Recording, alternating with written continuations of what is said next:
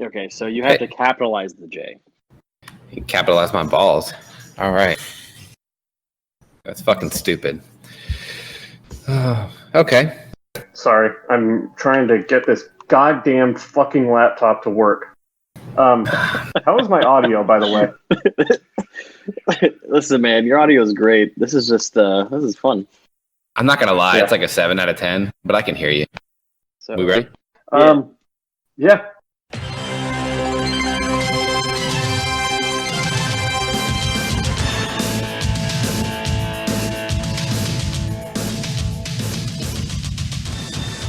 Welcome, boys and girls, to our Florida Gator subreddit podcast. This is Tophery Gator. I am joined by Hammersuit and Zlatan Diego. No time for nicknames today because we are in crisis mode. Let's do this. There's a lot of shit happening. There's stuff happening all over the place.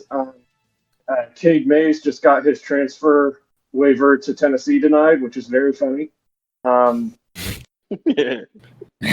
you just see that. Yeah. That's a big win. His dad's finger wasn't black enough. Yeah, they didn't take mercy on his dad's finger. Look, I mean, if you recovered it, put it on ice. That's really you should be good to go. I don't see the issue here. That's on you at that point. And we are like 10 or 15 minutes away from the SEC announcing the rest of the schedule. We found out earlier today that the Gators are going to be opening at Ole Miss. All of this is hypothetical, of course, because who actually fucking knows if there's going to be football at all? I think that summarizes the situation. That's a pretty good rundown. Do either of you have eyes on a television screen? Because I do not. I do. It's on hockey, so I need to get up and actually go change it to the SEC network, but that can be arranged. I'll just wait till Hammer's talking, and then I'll walk away. Yeah, I don't have a TV, so you can go do that. All right, I'll get there. Well, I mean, no, I have a TV. I just don't have cable. Mm-hmm. You heard it here first, folks. Hammer does not have a television. He does not believe in television. Yeah, I mean, that's just a typical boomer move from an NFL guy. That's just kind of what they do. Stick to postcards and snail mail and all that other stuff. I'll get a TV when the NFL makes a Sunday ticket app. Do you have to get express written consent from the NFL to have a television, Hammer? Yeah, I gotta get express written consent to do everything from the NFL. So, well, it is important in this day and age. When I have to go to the restroom, I have to text Roger Goodell and say, "Can I please pull my penis out and take a pee?" And then he'll usually go send a pic and then say yes. Okay. Allegedly. Yep. Right. All right, I missed whatever that was. I had to walk away to use my remote control, which is something Hammer does not know what it actually is. But here we are. We got Paul Feinbaum on right now. You mean the I have it muted. Yeah, something like that. Just don't worry about Boomer. Let's talk about week 1 for a minute. Yeah. Y'all cool with that? Yeah. All right. Yeah.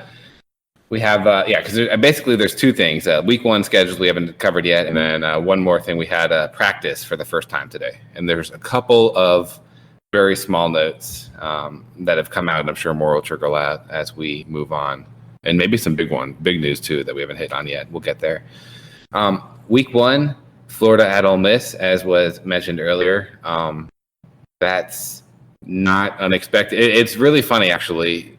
Just looking at this whole schedule, the SEC did a great job of continuing the tradition of opening up with cupcakes in week 1 as best as they could, because, of course, the 2 teams that got shot on completely by the schedules, Missouri and Arkansas, get to play Alabama and Georgia right away. Of course, both at home, so, I mean, obviously that makes up for it entirely, but it's a very funny schedule for me. It's pretty much what you would expect. It seems like the SEC is hoping that there will be some sort of a playoff situation this year and that they can get 2 or 3 teams into whatever that looks like. And I think that's kind of the thrust of all of the decision making here. How salty do you think the Big Ten and the Pac-12 would be if there is a playoff this year and all 4 teams are represented by an SEC school? Well, they definitely would never count it, and they would never admit that it's a real championship, while we would all claim it relentlessly. So they would asterisk it or not even acknowledge it. We'd run up those banners. I think there'd be a lot of salt. That'd be a lot of fun. I'd enjoy that. Yeah. for sure. Yeah. Okay. So honestly, this week one schedule is kind of, yeah. I mean, there's a couple of cool storylines.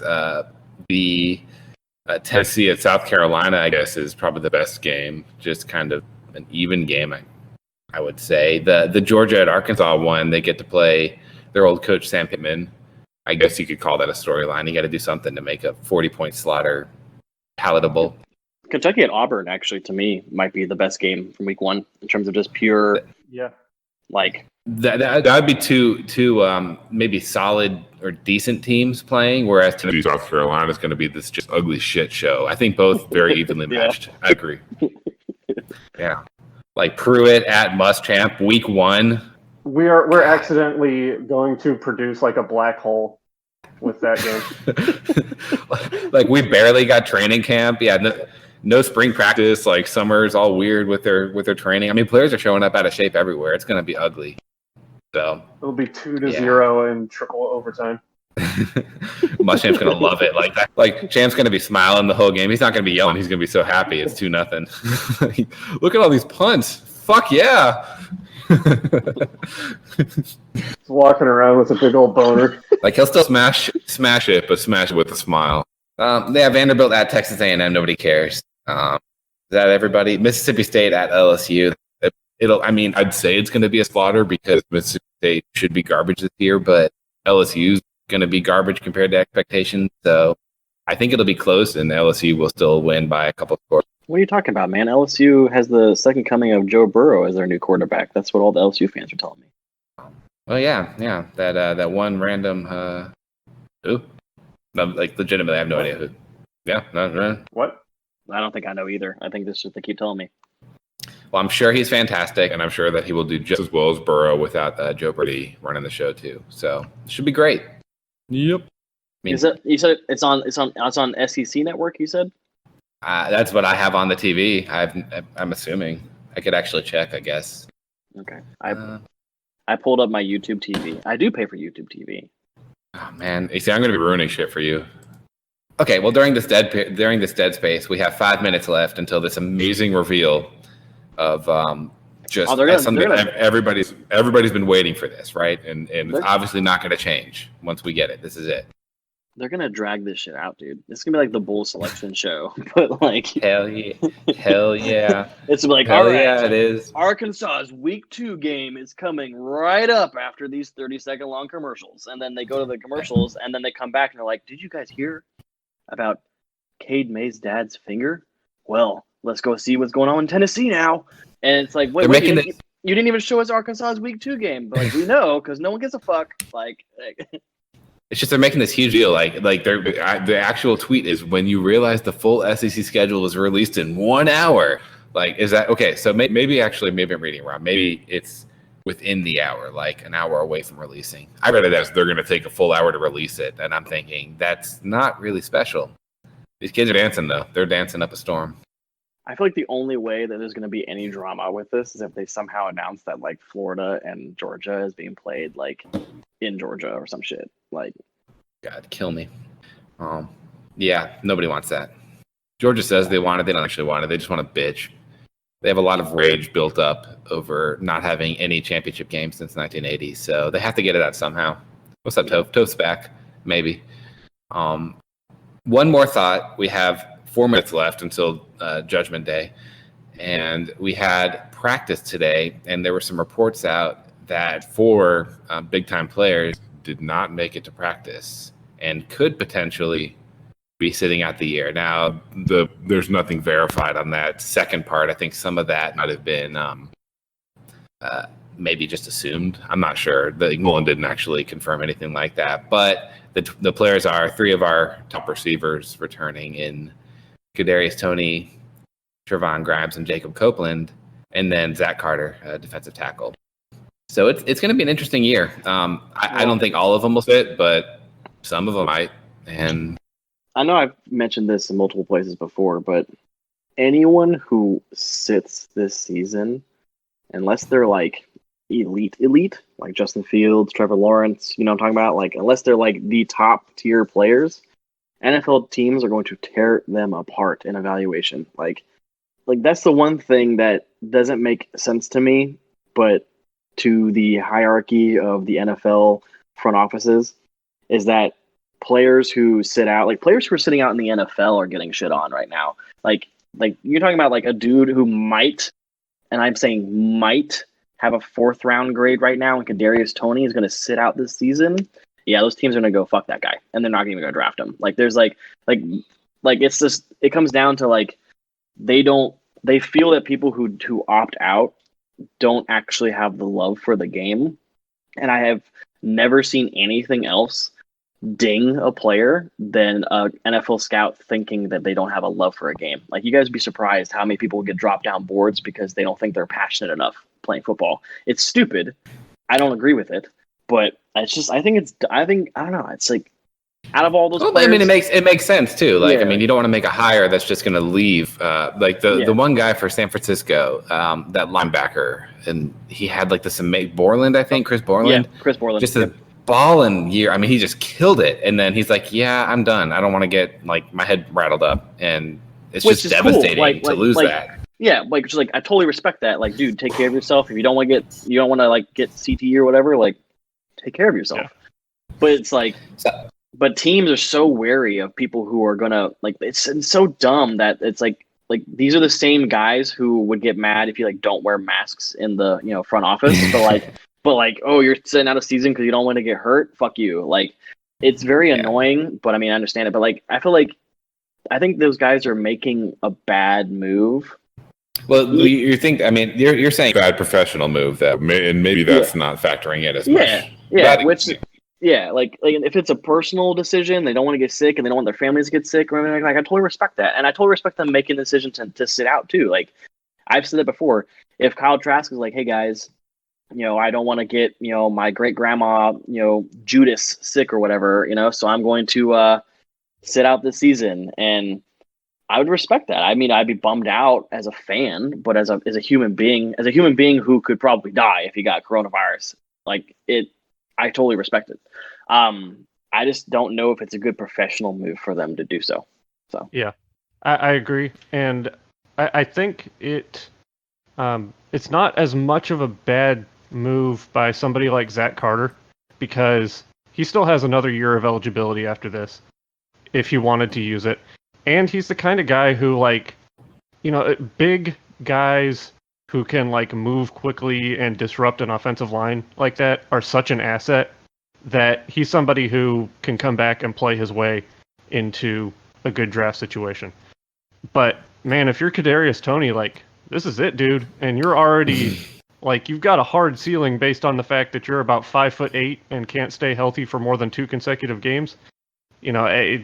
I would not be doing that, but I guess if he's that worried about his health and the health of his loved ones, then it is understandable.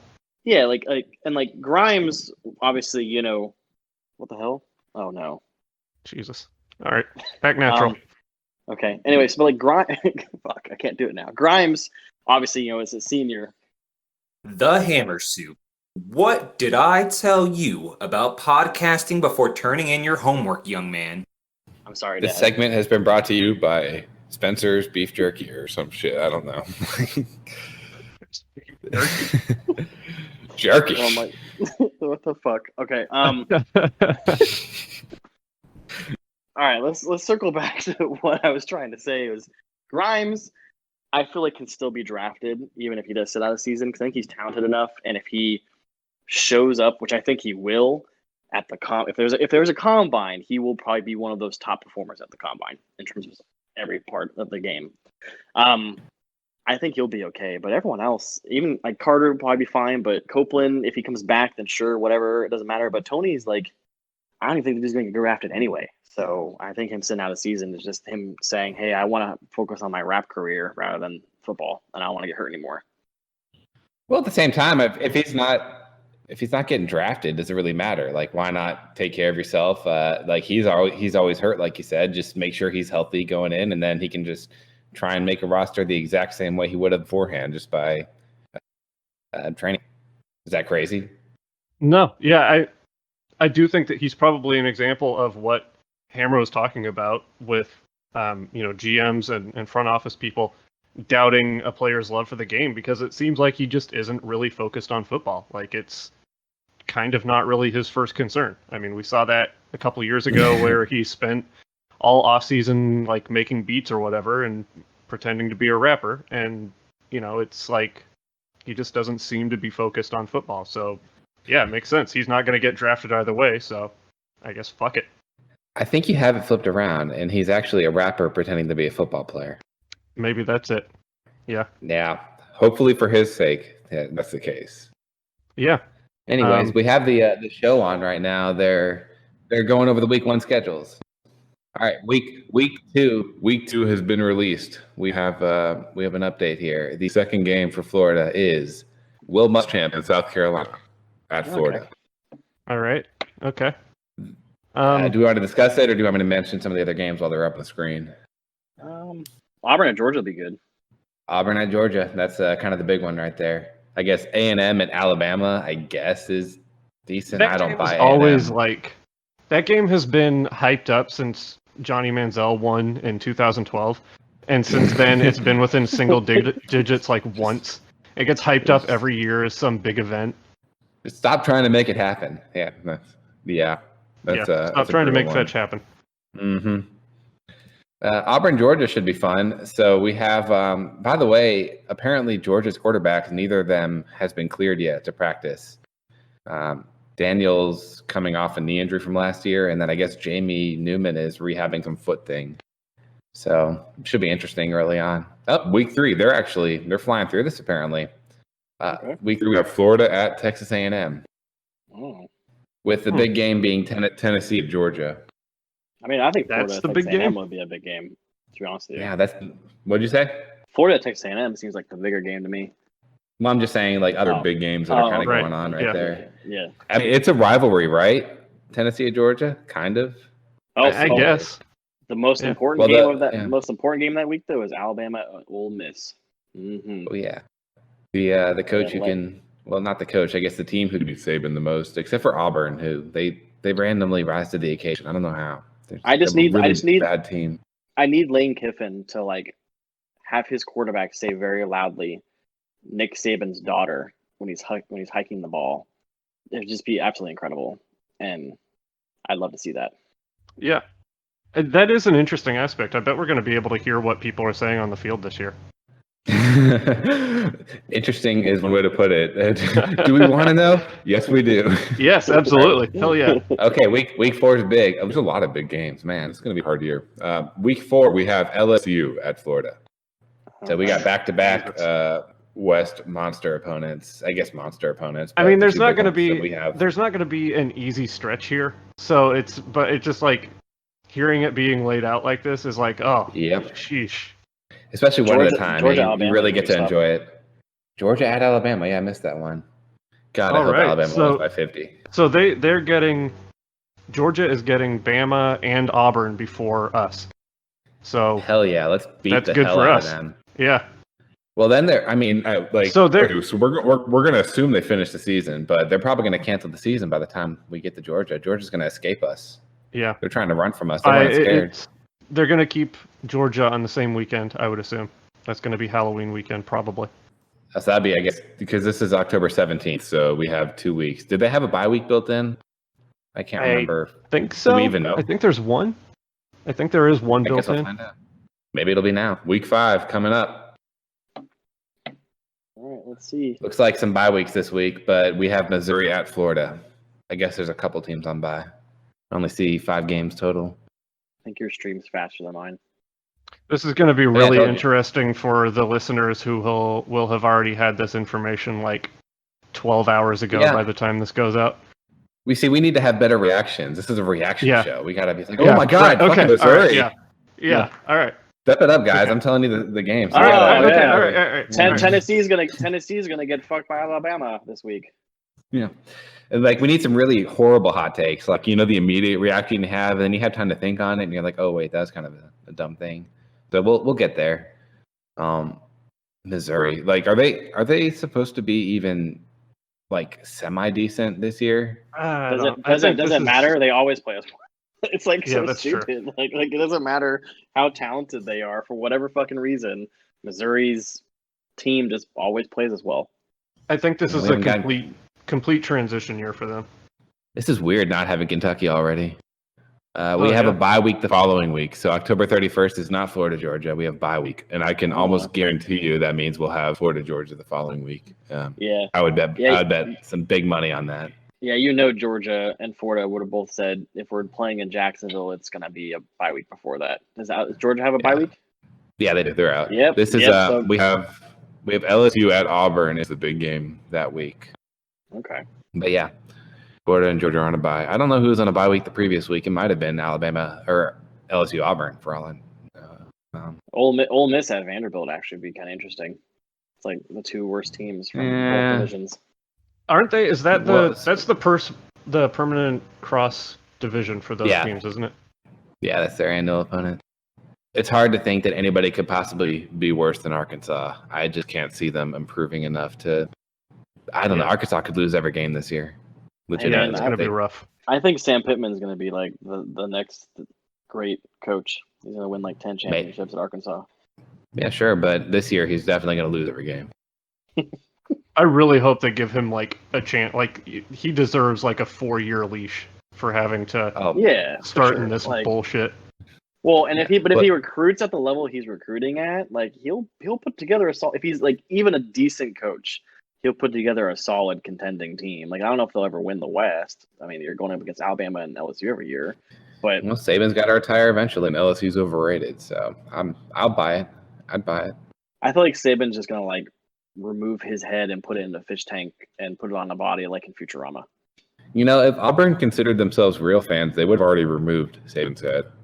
Just saying, like they think they're all badass for poison. Wait, no, the Alabama guy poisoned the trees. Never mind. They should have countered or retaliated by poisoning Saban. That should have been the answer right there, and they missed out on that. I mean, if Auburn people were real fans, they would just switch to the better team. You said this. You have hot takes. I'm giving you hot takes. That'll get you attacked. You know, the one thing that I've said in Mississippi a few times that gets people really fired up is I always suggest that for the teams to be successful, Ole Miss and Mississippi State should just combine schools and keep all the talent at the one school. And man, oh my god, that's a fucking great bit. That's hilarious. Greg McElroy's chin is talking to me. It's like its own fucking butt. What is this? Do you look at his chin, dude? No, I typically don't look at Greg McElroy's chin. That's Greg McElroy to you, sir. McElroy, yes. He must have had it like sliced open or something at some point, because that's not even a cleft chin. That's just an ass cheeks. What if they move? So what happens with the Georgia game? Like, with it not being on Halloween weekend, what does that mean as far as like Jacksonville? Are they moving it? Like, ooh. Well, they're purposely going to commercial right now. They purposely went right now before the Florida Georgia game, knowing that's what's coming up. So, but yeah, I mean, like, give Georgia what they want this 1 year, and we'll go back to business as usual next year. Tell them to fucking get over it. Mercer, I guess, and Macon is Mercer and Macon. I hate Macon so much. If it's at Macon, yeah, boy, what a shithole! Holy God. Or a true neutral site would be playing the game in the Coliseum in Los Angeles. I guess. I don't know what that does for anybody, though. Farthest away from Florida. Right. Georgia fans will probably make up some bullshit like, "Oh, their fans travel better." Like, no, I think it'd be cool for Florida and Georgia though. Even though we have nothing to do with the military, to play on one of those like Navy ships like you've seen in the past. That'd be kind of lit. I need some takes right now. Are we going to be 4-1 or 5-0 at this point? 5-0, baby. Yeah. Yep, 5-0. Let's go. Okay, 5-0. That means take down Ole Miss, South Carolina. Just a little recap here. At Texas A&M versus LSU, and then versus Missouri. Yeah. Missouri. I think LSU and Texas A&M will be very difficult. I feel like at Texas A&M will probably be the nail biter of the 5, but I feel like we're going to win all of them. Now, game 1's going to be a nail biter because we don't open up strong, just like last year where we should have blown out Miami and we just kind of shut the bed. Who are we playing? Are we playing? We're playing Ole Miss. Oh yeah. Good luck to our linebackers. We're going to have to stack the box of like 9 people and just hope that works. Hopefully our DBs can tackle. If they can, we're fine. I mean, it's just we'll see. I don't really have a lot of faith in their safety play after last year, but hey, I mean, I've been proven wrong before, so I just think it'll be ugly. That is a little bit of a concern for me with South Carolina week 2 is like if we're still in our early season inability to tackle mode, you know, that's a Will Muschamp game looking for a place to happen. I'm just gonna assume until the end of time, whenever we play Will Muschamp, it will be a Will Muschamp game. Like, well, I guess by definition, technically, you know. Well, yeah, but the style, like, I mean, all his Yeah. games are not necessarily the type of game that, again, he drives in like a pig in shit. So Was our biggest win over him since he's been at South Carolina the 1 year with Austin Appleby, where we won by like 17? I was at that game. I think that might be. That's depressing. Did we run away with it last year a little bit? I'm trying to remember. One of these years with Mullen, I think we did. We did, but I thought they got like a garbage time score or something to make it like a 10-point game. Yeah, that sounds right. Guys, he really had to fuck up his chin, man. That does not look the same. I'm gonna be honest. Coke chin. Is that a thing? Something's wrong. Like, I'm concerned. If you look at photos of him when he was at Alabama and now, it's like someone took a meat cleaver to his chin. Yeah, he's on TV though. He's got to look good. That's the thing right there. I mean, you know, there was a long time period where nobody did anything and people were just out of the spotlight. So it's the perfect time to get in that plastic surgery or whatever the hell it is that he wanted. Like, why would you do that? Because he's on TV. He's Greg McElroy. Maybe he got chin implants. McElroy. That guy was coached by Jim McElwain. Like, would you put it past him? That's a solid point. That's true. I hadn't considered Can't argue that. And yes, by the way, our biggest win over a South Carolina Will Muschamp team was in 2016. We won 20-7, 13 points. Jeez. Yeah, that's Well, honestly, it's probably bigger than our biggest Kentucky one recently. We had the one blowout, and then those were the rest are close. I'm gonna have a hot take here. Is Will Muschamp the best defensive coordinator / coach since 2000? Let's say since 2000. Like for the Gators, no. the dude. I just feel like he just even with teams that shouldn't be good, he still has solid. Period in general. He's very good. He is very good. I mean, I think he's hands down a top 5 probably the entire time, but I don't know if he's the best. He does have longevity. You know, it's like he was a defensive coordinator on that LSU national championship team under Saban in 2004 or 5. Breaking news. That was. Breaking news. Florida, Georgia confirmed in Jacksonville, by the way. Oh my God. Georgia fans devastated everywhere. I was really hoping we were going to play the Florida Georgia game in Greg McElroy's chin. You really can't get past his chin, Jesus. can you? Dude, I can't stop looking at it. Physically cannot get past his chin. Oh man, Georgia fans have to be devastated. It's a huge loss for them not being able to get it out of Jacksonville, despite their huge efforts. Yeah. So what are they? Is that like an away game for Jacksonville? Just says game in Jacksonville. It says Florida versus Georgia. Game in Jacksonville. Times to be determined. So it's going to be on 7th. like a Thursday night. We're going to do a Thursday night thing. Reddit Georgia Bulldogs. Let's go. Let's see. November 7th. I'm assuming it's a Saturday. I have no idea. Yeah, there's nothing about like not being on the weekend. I didn't even really consider that for these other games. We were saying something earlier that I interrupted with this breaking news that will no longer be breaking. Will Muschamp top 5. Yes. I would say what's his face? Clemson guy. I mean, you have Venables and Saban. Venables. If you're going to count like head coaches that coach the defense. Okay, that's fair, I guess. But yeah, Venables, he's kind of built that along with Dabo. Oh, here we go. We got a nice cupcake after Georgia. We got 2 bye weeks sandwiching Georgia because Arkansas at Florida is November 14th. Thank God. That's big time. Big time. At least if that's a loss to Georgia again, at least it's like a can't miss, like get right game. It's not going to be a Missouri situation. I'm going to be real here. Looking at this schedule, I mean, we've already established that the SEC is trying to really help out all of these teams. I mean, we're really setting up nicely. I don't know if I could draw it up much better than how it's being drawn up right now. At least for us. I haven't looked at anybody else. But I mean, we don't even have Kentucky early on. That was kind of scary because they're pretty experienced, and we could be a little ugly at first. So saving them for later could actually benefit us, especially if they have depth issues at all because they're Kentucky. Might be nice. I guess we'll find out. Who's missing? We still have Vanderbilt and Kentucky left. And Tennessee. Tennessee. We got. Damn, that's kind of an easy close. Man.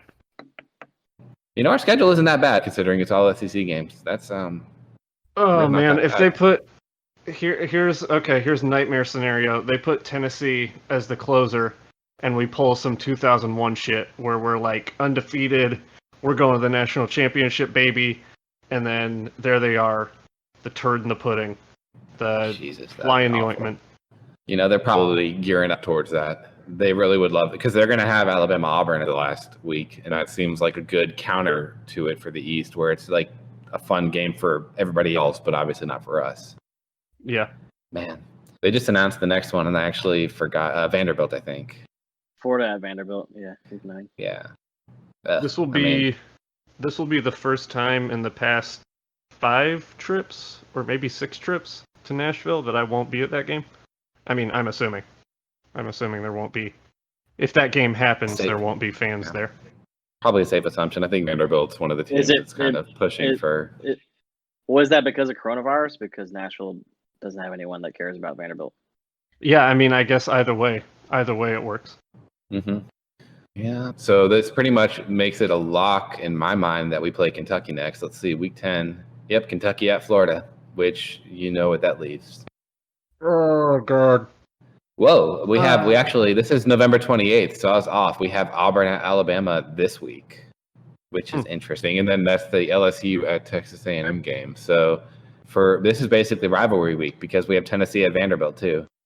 And we get to play Kentucky for rivalry week. There's the Egg Bowl. Man, fuck this. I don't like Kentucky for rivalry week. Rather have like a real team. Tennessee Vandy is the premier, most competitive rivalry in the SEC East at this point. Sadly, pretty big time. Yeah, it's pretty big time. It's always a great game. I'm just laughing because I saw Arkansas Missouri's this week too, so it's like the who gets shot on more bowl. Yeah. I'm still not sure actually. I mean, both teams. It has been made very clear that neither is welcome in our conference. So maybe they'll take a hint eventually and leave. All right. Well, let's move it along. I guess Georgia at South Carolina is that week too. I don't think we mentioned that. So.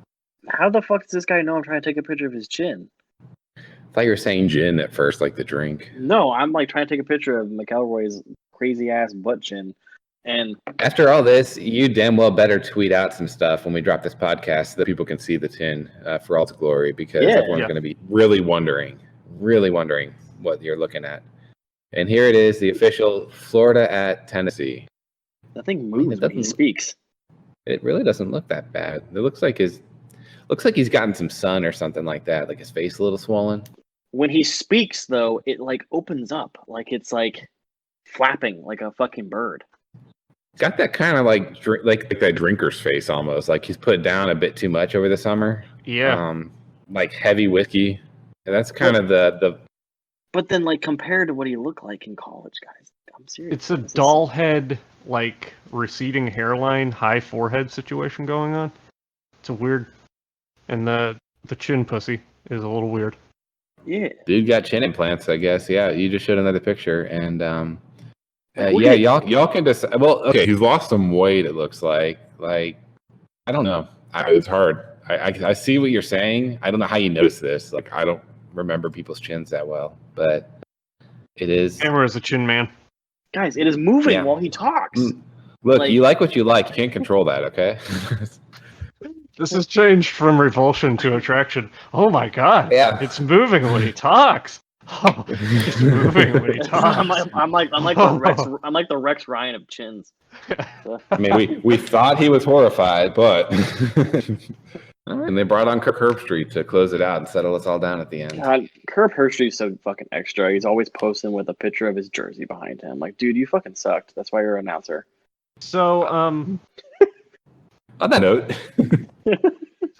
I'm happy with the schedule. It lines up for us pretty well. I think that if this season were to come to fruition, which I have my doubts, this would be pretty ideal for us the way it's laid out.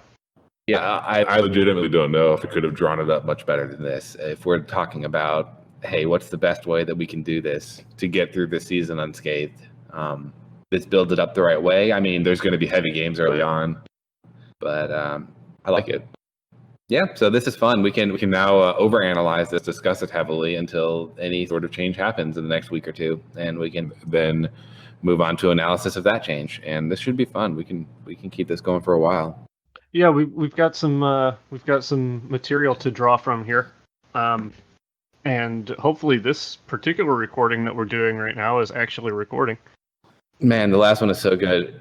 Yep. Y'all missed out on a really good one. I mean, it was, I would say, personally for me, it was the best episode we've done this off season since we were in the season last year.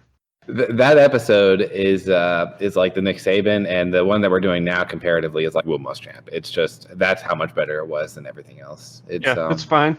We're playing solid defense here. Don't undersell though. This is a good pod, and this is a pretty good episode, even though it's like all over the place. I went with Mo Muschamp. Like the guy, I mean, he's not like the worst out it's there. Fine. So it's fine. Yeah. This is an 8-4 pod. Yeah, okay. you can stick around a while. This isn't going to get you fired right away. Maybe eventually, but people seem to like us even though we're somewhat incompetent. Yeah. Mm-hmm. Years from now, people will still be talking about how we just needed more time to get this thing turned around. Well, like half of them will be like, why did we put up with that? And the other half will be like, just a little more time. They were so close to getting it all together. Oh, God. So now they have, so we're through the first half hour. So now they have an extra half hour to fill for this show. So they're actually going team by team and going, I guess that's all you really have left to do. So it's better than taking a full hour to go through the schedules. You can imagine, though, all those ESPN executives were probably having a gigantic circle jerk when they heard this was going to be announced this way, so they could actually have programming that was brand new. Oh, yeah.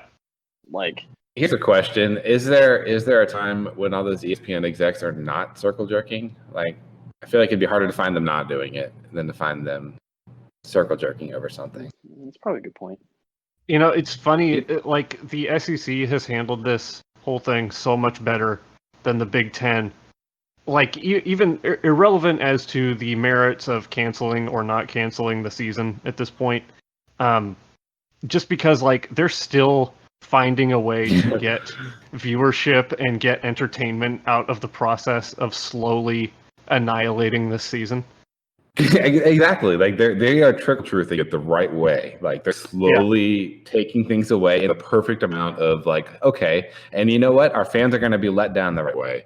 Whereas Big Ten just looks like a shit show. Everyone's pissed off, whether they want to play or not. They're pissed off. Like, good fucking job, guys. You look like dumbasses. I'm having fun. I'm having fun right now. This season might not happen, but it's okay. It's fun. You know who doesn't have any of that? Big Ten. And they probably won't have any of that the entire year. So they have a full year of no fun while we get maybe a month of just some random up and down excitement, but it's there. Like, this is like watching a game. And I guess the closest we get to it. Maybe not that bad. Maybe not that big, but it's good. Somebody say something, please. Move me off this. I'm sorry, I was distracted by something in the background. I'm talking, and Hammer's just posting more chin pics. What the hell? Look at that, dude! It can eat us, man. It's like the fucking monster from Alien, like the alien from Alien with the little tiny mouth that comes out of its mouth. I'm really concerned that Hammer's doing this podcast without pants on right now and is enjoying himself while posting chin pics, and we're over here trying to just talk football. If you want a mental picture of what I look like right now, just imagine the Hardy Boys from South Park saying, "I've got a clue." You know what I'm talking about? Yeah, I guess we could do a pants check. I mean, we're all at home. Hammer first. Let's see. Oh, we have a couple opt-outs. Ole Miss's starting center is opting out. LSU's top corner outside of Stingley is opting out. We knew that one, I think, early today. Obviously, we had the Cade Mays waiver denied news, which is very exciting for us. I mean, okay, being fully unbiased here, That's kind of bullshit. That's some bullshit. That's some huge bullshit right there. Yeah. And just like the fact that Georgia get any waiver they want, and then if you transfer out of Georgia, especially to a rival, the entire, I don't know if the conference does it or the NCAA does it, but they say fuck you. That's some bullshit. The only guy who's gotten the waiver out of Georgia is the one who not only is a premier quarterback, but also had racism to fall back on, and they didn't want any of that mess. Yeah. I mean, Some real crap. It's like anything, it's whatever is the Jesus, what is the word? The path of least resistance. It's whatever is going to cause the least adversity and questions that have to be answered by the NCAA is what they're going to do. And Tennessee, they're not that big of a deal anymore. Like if this was like early 2000s, late 1990s, of course Tennessee would get any transfer they wanted. But Georgia's the new Tennessee in the mind of the SEC. Like they're bringing in more money. They're the better school. So yeah, that's why they screw everyone else over.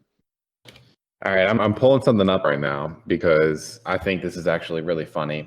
It's something that I hadn't thought of yet. So every single year, it seems like Tennessee front loads their schedule, loses a bunch, and then they finish on a high note.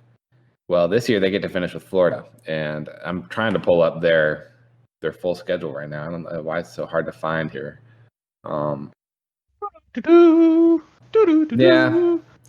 I mean, I guess I could have let you finish. See, maybe I should have let you finish that thought and actually pulled it up. Well, this is what a responsible professional person would have done. I got nothing either way, here. I'm mailing this in, y'all. Well, okay, we're gonna assume it's tough at the end. But either way, every single year, Tennessee finishes on this like, oh yeah, we're gonna be awesome because we finished on a 6-game win streak against a bunch of bullshit teams. Well, they get to finish with Florida this year, so it might be fun to kind of ruin their season. So they get Tennessee after the bye week on October 31st. They will have at Arkansas, A&M, at Auburn, Vandy, and Florida. So yeah, they're gonna lose every one of those but Arkansas. So they'll finish with three losses in a row. Four losses in a row. So that's really fun and exciting. So you know what? Honestly, I almost hope that they win. Like they played Georgia earlier, I guess. And they win every game before the bye week. Well, not every game, but yeah, like I hope I hope they're on like this really high streak and ranked high, like start to like move up the rankings at least to like top 15 and get excited, and then just have it all come crashing down, culminating in a 50-point loss to Florida. That'd be fun. Yeah. Wonder how many commits they'd keep. I want us to win. I want us to be beating Tennessee down so badly that they put our true freshman quarterback Anthony Richardson in and just constantly run it up like the field on them, like the whole game. Like how embarrassing would that be? I feel like your third string quarterback goes out there to kill you. I would like it to be like the Florida State game last year where I'm disappointed, not because of the outcome of the game, but because we came out and only put up one touchdown in the second half, when realistically we could have dropped like 3 or 4. I want it to be like that. Yeah, because we don't want to like reveal stuff, or we're just like working on rushing schemes and just playing it safe or something. We don't run up the score enough. I will say that we kind of get a little conservative with it. Yep. Purposefully conservative, but frustratingly too. Yeah. So they could finish off with a. I'm just looking at anything else that's unique in these schedules. If there's any other like crazy stretches or anything like that, but I don't know if I have much else to say on them. It's a lot of SEC teams.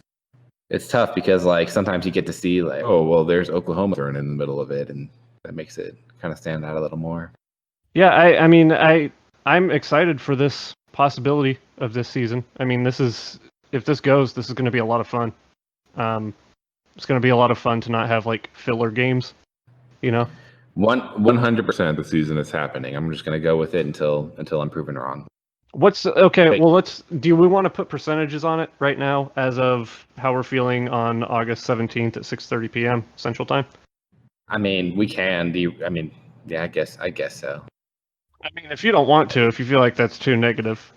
Well, no, I mean, I don't mind it. It's just my percentage. Like, I had all this 100% energy just now, and I know for a fact that if I put a percentage, I'm going to have, like, if I'm actually being realistic. Disregard. Never mind. We're gonna stick with the energy for now. 100%. We're playing this damn season. It's going to happen. Here's something fun actually. I just noticed this. Maybe we had mentioned it earlier, but Georgia, after playing their Cupcake of Arkansas to open the season, they get Auburn, Tennessee, Alabama 3 weeks in a row, and then Kentucky actually. So their 5 toughest games are all back to back to back with an open week before us because there's the bye week and then Florida. So there is a chance that they could lose 2. Maybe 3. I don't know. Maybe 2 of those games. I don't know. I can't see them losing that many. But I mean, Auburn, Tennessee, Alabama, UK is the meat of their schedule outside of us. Man, I want this to happen. It's set up so beautifully. Yeah, they mix it because that looks like what their schedule was originally. Almost, I could have sworn they had Auburn and Alabama early on too before us in their previous schedule. I think they did. And they just moved. They swapped the Tennessee week for whatever reason. They took Tennessee from us and gave it to Georgia. Did their best to give them a cupcake in between Auburn and Alabama. All right. Well, any other schedule thoughts, or we good to move on? No. I'm happy with where we're at. Yeah, I mean, Anna, do we have anything culture corner you guys want to share before we get out of here? I don't have a bathroom floor right now because. As we discussed on the last episode, I had a leaking toilet that I didn't realize for months, possibly even years, in my guest bathroom. And so, yeah, I've had to tear out all the tile and a bunch of the flooring, the decking, and I'm going to have to replace one of the floor joists. And it's a big deal. So that's basically what I'm doing with all of my free time right now. That's pretty cool. It's interesting. It's actually it's fun to be doing something that is work and is productive, but isn't my normal job bullshit that I have to do. It can be fun when it's unique like that. Right. Just some new accomplishment there. And I've done stuff like that in the past where and you feel super accomplished when it's done because it's it's a really good feeling of I didn't really want to do it, but I also wanted to do it, and you got it done, and you feel really good about it, and you're like, fuck yeah, I have this new bathroom, Yeah. Well, I mean, in a similar note, I have a lawnmower update, which granted, the people who missed the last episode missed out on the first thing, but to catch you up, I bought an electric lawnmower. And I've been testing this out. I had some huge reservations about it because I've always gone gas, but this one had the most options, and it was there, and it was available, it was good price, and I was like, well, I'll try it out. And I will say that my yard was incredibly high the first time, and it was kind of having a rough go getting it all done in one round. But more recently, it starts up really quickly, and it's just easy to grab it and go. It just feels so much easier. I don't know why. It just feels way easier to do it. It's a lot quieter too. Maybe that's part of it, but it's actually doesn't kick rocks on my legs, which makes me more willing. But beside that, it actually once the grass is at a reasonable height and I've been cutting it, it's really going nicely, and it's lasting a good amount of time, just long enough to where I need it to. So I think I'm going to stick with it, and I'm going to pass that 30-day return period, and I'll just roll with it and see how life goes. And if I just start to hate it in a year or two, then I can think about it later. But so far, I'm pleased, and I was really concerned before. It's a big concern previously. A bold new era in the Zlat household. Yeah. There's when dividing up my life, I'm not going to look at 2020 as the pandemic year. I'm going to look at it as the year of the electric lawnmower.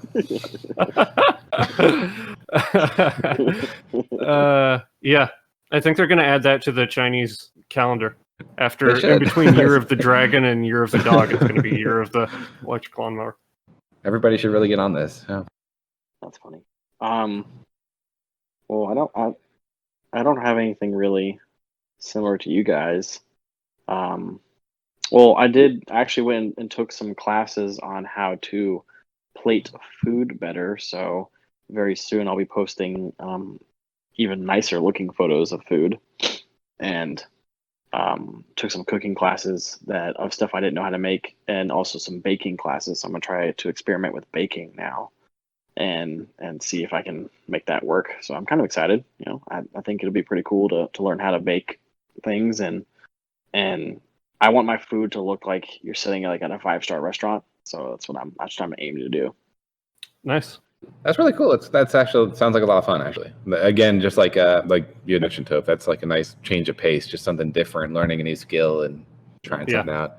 I've been saving all of Hammer's pictures, and then I go on Facebook and post them as my own later on, and I have all my friends comment on how awesome my plating is. Yeah, it's it's a bit of work having to keep up with all of it and to make sure I don't post like a double image, but it's something I'm willing to put in that effort.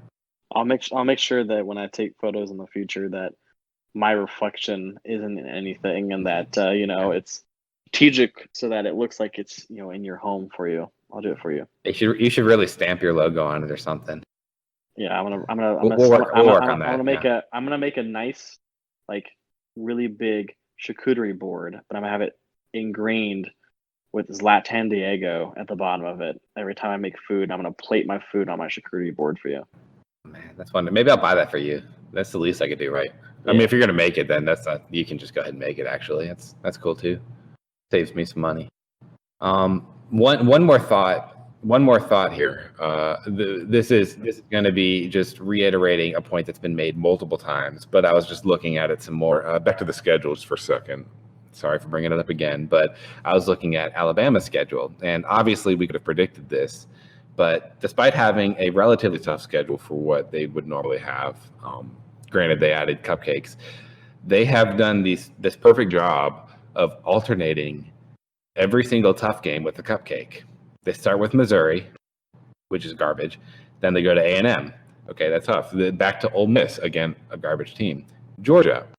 Then they get the Tennessee game, which I guess is the one you can argue is kind of tough, but it's as cupcake as it gets. And Mississippi State, okay, maybe that's not alternating right there. But then they get LSU, Kentucky, Auburn, Arkansas. So they just go back and forth. Like, there's no actual stretch of toughness despite their schedule being one of the tougher ones I've seen them have for conference games. Anyways, just something I noticed. That was Bama? That's Alabama, yeah. This is, the Alabama has set up perfectly to where they alternate cupcakes with their hard games. Actually giving themselves as many bye weeks as humanly possible. Open and close season with Missouri and Arkansas. So I don't know if that's good or bad, but I guess it's, like the nice thing about the SEC schedule set up the way that it is like even if you get both Missouri and Arkansas, like if your next easiest game is either Kentucky or Tennessee, I mean, those are both like legitimate teams. So like, it's going to be relatively tough for everybody, no matter how it gets sliced up. Yeah, there's no way to do it where it's not. Basically, I'm in full agreement. Basically, the only teams that should be upset are Missouri and Arkansas. Everybody else should be just perfectly fine with it. Yeah, like that's 100%. And those teams did get screwed over. Missouri and Arkansas did. I mean, they fucked them as hard as they possibly could, and that's fine. And then everybody else gets kind of spread out throughout the rest of the schedule. So Yeah, SEC power dynamics. That's how it works. That's right. Yeah, so we'll send them back to the Big 12, and we'll move along with our. Yeah, if you don't like it, go back to the Big 6 or whatever you were in before. What are you going to do? Leave? Yeah. The Southwest Conference. Go start that up again.